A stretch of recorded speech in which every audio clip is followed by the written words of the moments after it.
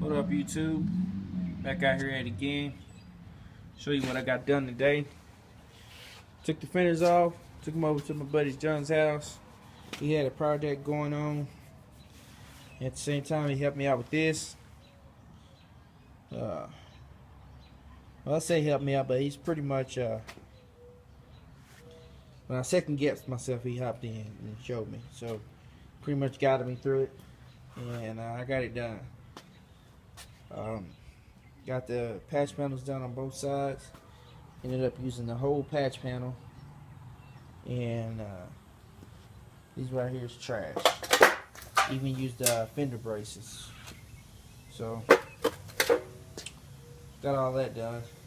Also finished up my trunk this morning before I went over to his house, and I gotta sweep it up, get all the slag and stuff out of there. But I mean, it's not the best welds, but it'll work with a little undercoating on there, and you never know. I mean, undercoated, and I still gotta come in here and put my temp screws in here and suck this to the brace in there, and I'll plug weld those holes where the what's the name was at, and probably stitch weld the bottom side of it and knock it out.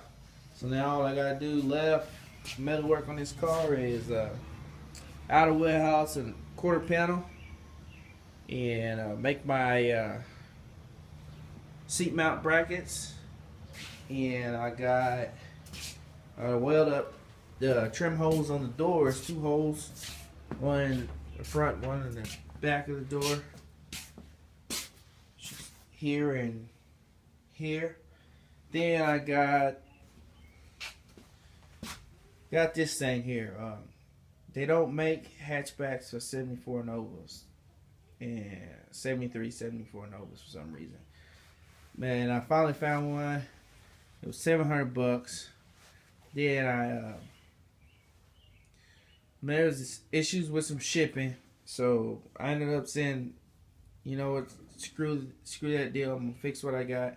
When it got me some rust inhibitor, and like in some places, like right up here, it's got a lot of rust, but down here, I mean, it's barely any rust in there. So I mean, I started welding on it in some spots, and the metal just blew away, but then I get to spots and it's just solid as can be. So I'm gonna try to finish patching this, then I'll just make a cover panel to go over it. So I mean, because you're not gonna be able to match all that stuff up, and then I'll just bring it up in like up in here, give me some press board and some vinyl, maybe a little thin sheet of foam, and cover it, and then either rivet it on there or find some fancy screws or something and screw them on there and call it a day until they start making the new ones. I mean, it might last me a year, might last me 2 years, might last me 5-10 years, who knows. But I figure I'll take the money that I was going to spend on that hatchback and buy me a air file that I need, a couple other tools, some sandpapers, and I got to buy some front filler, bumper fillers on the sides for the front and the back. I'm having a hard time finding the back. I mean, Classic Industries got the back and they're fiberglass. I might have to go ahead and go with those. I got the fiberglass top piece filler panel for it, and it doesn't fit too well, needs a little working, but I'll get that knocked out. I'm thinking I'm gonna go ahead and just, I know where they sell the rubber pieces at for the front, so I'll probably get the rubber for the front and fiberglass for the rear. I can't find them. Then I need a carpet and headliner. I had a carpet bought, but something happened with the eBay seller, and ended up just getting my money back on it. So buy another one, get a headliner and a stereo, and the interior will be pretty much done, and then I'll come get some of that Port 15 and start pulling this engine out, smoothing this firewall, sandblast it. I'm not going to weld up these holes here. Um, I don't know. I don't think this was an AC car. I think this was a non-AC car. But I want to eventually get one of those under the dash kits. So I'm just gonna make me some patch panels and pop rivet them on there, and call it a day. And so when I come back with the AC and stuff, I don't have to cut and all that other crap. I already got the hose there. So I'll put my gas tank in, which is here. When I get that, when I get the quarter panel and outer wheel house done, and then I can flip it around and start on this front end, tearing it down, putting all my new bushings and stuff in, painting up all of the stuff that I need to paint, and get the front end under the hood pretty much done. I mean, I gotta order a new cam and cam bearings and just new bearings throughout the whole motor.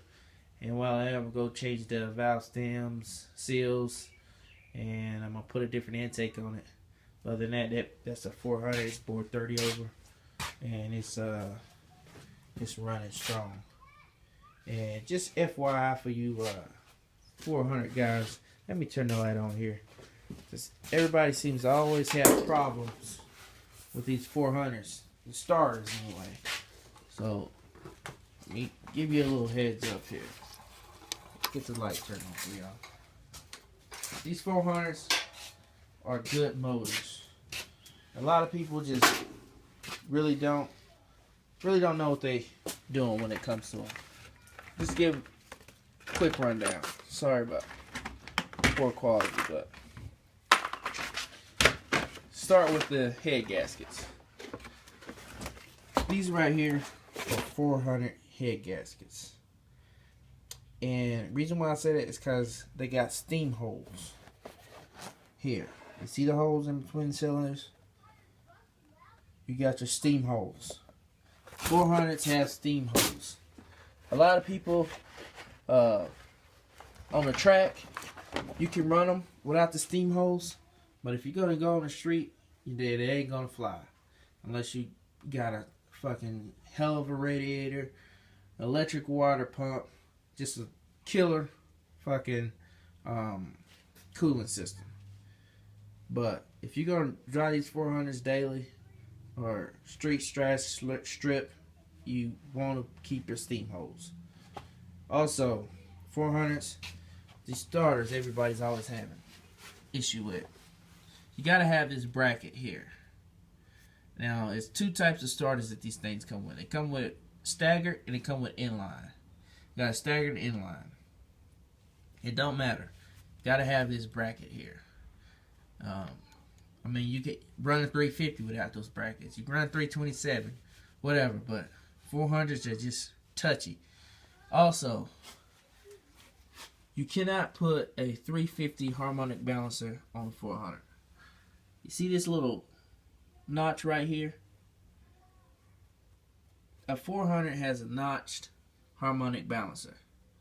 So that's because it's an externally balanced engine. Also, 400s have a weight on the flywheel. See if we can find mine. Well, mine is all the way over on this other side, but the 400s have a weight on the back of the flywheel, and it has a notch harmonic balancer. If you don't have, and they also have it's a 50-something tooth starter that comes with these 400s, and it's a 60-something tooth. It don't matter if you want to go with the 50-something tooth, but you gotta have the flex plate with the 50-something tooth. I think it's 53. You can't intermatch them, the 50 and the 60. You can't. If you got one, you gotta have the other. You gotta have a 53 tooth starter with a 53 tooth flex plate.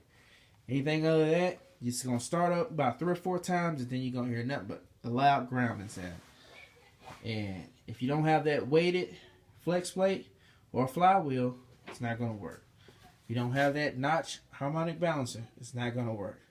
Also, if you got all that and you're still having problems, and you start off with no shims, then add 1 shim at a time, and you will fix it. It is And if that's not working, then you got something internally wrong. And you probably need a new crank or something. But other than that, if you got those little things right there done, your 400 will start up every single time. This 400, it starts up the first crank every time. And none of that grinding and stuff like that. See, the reason why I'm saying this is because I had to find out the hard way. I went and bought this fucking $300 something high torque mini starter when I didn't even need it because I had the wrong flex plate. I had a 350. Well, it came off my 327 flex plate, and it was just tearing it up.